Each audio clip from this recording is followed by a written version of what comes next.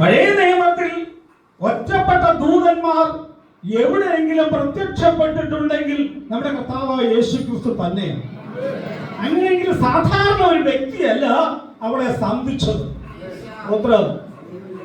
കർത്താവ് തന്നെ അവളോട് പറഞ്ഞത്. സ്തോത്രം. അവളോട് ചോദ്യം ചോദിക്കുന്നുണ്ട്, ഹാഗാറേ, നീ എവിടെ നിന്ന് വരുന്നു? എവിടേക്ക്?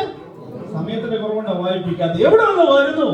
എവിടേക്ക് പോകുന്നു? അപ്പോൾ ഇവളൊരു കാര്യം ആ ദൂതനോട് പറഞ്ഞു, ഞാൻ എന്റെ യജമാനത്തെ വിട്ട് ഓടിപ്പോകുകയാകുന്നു എന്ന്. സ്തോത്രം. ഇവിടെ ദൂതൻ അവളോട് ഒരു ദൂത് പറഞ്ഞു. സ്തോത്രം. എന്താണ് ദൂതൻ അറിയാമോ?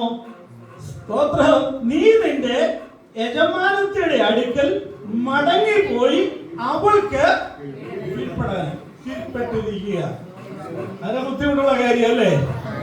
അതിന് പ്രയാസം വന്നുകൊണ്ടാണല്ലോ പ്രതികൂല സാഹചര്യത്തിൽ നിന്ന് ഓടിപ്പോകുന്നത്. പക്ഷേ കർത്താവ് അവളോട് പറഞ്ഞു, ഞാൻ അങ്ങനെ പറഞ്ഞു, ദൂതനല്ല, കർത്താവ് അവളോട് പറഞ്ഞത്, നീ നിന്റെ യജമാനത്തിയുടെ അടുക്കൽ പോയി അവൾക്ക് പ്രയാസമുള്ള സംഗതി അല്ലേ? സഭയായാലും കുടുംബമായാലും ഇച്ചിരി പ്രയാസമുള്ള സംഗതിയെ കീഴ്പ്പെട്ടിരിക്കുക.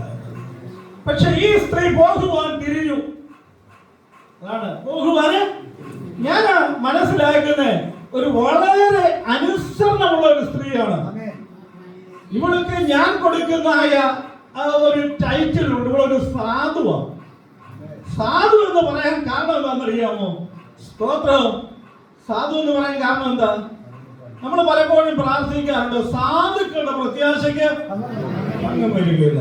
50 സങ്കീർത്തനത്തിലുണ്ട്, 10 സങ്കീർത്തനത്തിലുണ്ട്, സാധുക്കളുടെ പ്രത്യാശയ്ക്ക് ഭംഗം വരികയില്ല. സാധുക്കളുടെ നിലവിളിക്ക് കർത്താവിന്റെ ചെവി തുറന്നിരിക്കുന്നു. 26 സങ്കീർത്തനത്തിൽ ഒരു വാക്കുണ്ട്, മനുഷ്യരിൽ സാധുക്കളായവർ ഇസ്രായേലിന്റെ പരിശുദ്ധനായ ദൈവത്തിൽ. ശരിയായിട്ടുള്ള ഭാഷ ചെയ്തതാണ്. മനുഷ്യരിൽ സാധുക്കൾ ഉണ്ട് അല്ലേ? സാധുക്കളെ രക്ഷിപ്പാൻ ദൈവം എഴുന്നേൽക്കുമ്പോൾ ഭൂമി പോലും അമർന്നിരിക്കും, ഭയപ്പെടുന്ന അതിന്റെ ശരിയായിട്ടുള്ള ഭാഷ.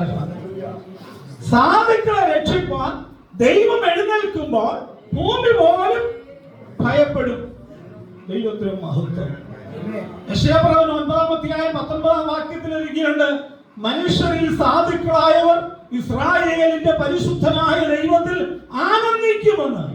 ഇംഗ്ലീഷിൽ കൊടുത്തിരിക്കുന്നത് the meek among the people is sadhus എന്നാണ്. the meek എന്ന് പറഞ്ഞാൽ സ്തോത്രം. അതിന് കുറച്ചുകൂടെ മലയാള ഭാഷയിലുണ്ട്, എളിയവർ എന്നും പറയാം. എളിയവർ. സ്തോത്രം. ഞാനിത് രാവിലെ ദൈവമക്കളോട് പറയട്ടെ, എളിയവരുടെ ദീർഘശ്വാസം പോലും അറിയുന്ന കർത്താവാണ്. കരങ്ങളിൽ ദൈവത്തെ സ്തുതിക്കുക.